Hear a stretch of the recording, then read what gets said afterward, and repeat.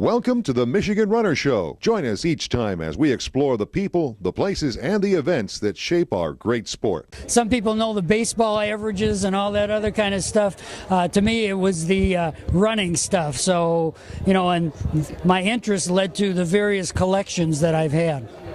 Some of your collections are right here. Tell us about them. What's this one? Well, what I've done is taking some of the individual magazines and reduced them down in size and put them on these poster boards that we put at various events. One of the main ones being the Detroit Track and Field Old Timers June annual banquet honoring people.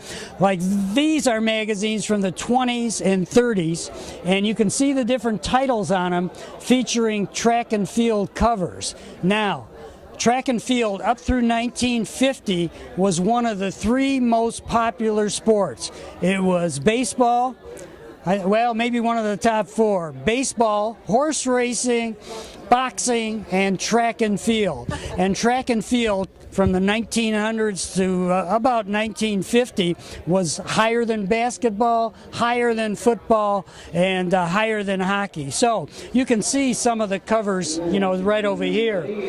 And if we move down, just a little reminder, these are Sports Illustrated covers, just over the years from the very beginning in 1954, and, heading on down of track athletes that were featured. Any Michigan runners on the Sports Illustrated covers that you know of? Offhand, I don't think any Michigan athletes made it, but let me show you a particular one that I just got, and it's not mine, but it's from Orland Jones, a Pershing great.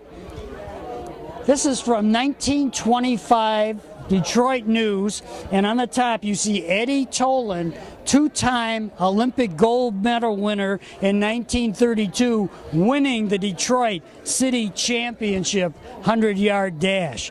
So, some of this stuff, I had never seen this before. I don't think anybody probably alive has seen it, and Orland just happened to have it. He gave me it to make a good copy, and this is it right there.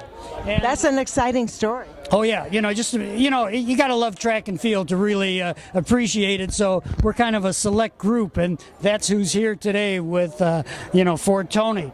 Over here, we know kids used to like comics. Well, I guess it's a comeback now, comics, but there was a magazine called Tip Top Weekly from 1896 to 1915, and it came out once a week.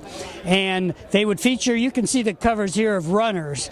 I maybe have 32 or so that survived a disaster I had with flooding.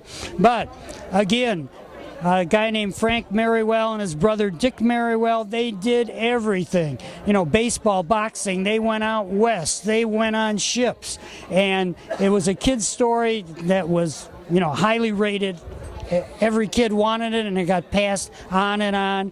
And again, so did the magazine do more than sports, or is it mostly kids' sports? Well, it was an adventure rather than sports. But kids like sports, and they just did a ton of them. I like it, running as an adventure. Right, well, it was an adventure. So. And then down here, one last one. This is the AAU, the Amateur Athletic Union, and they would put out monthly magazines and really covered the sport well.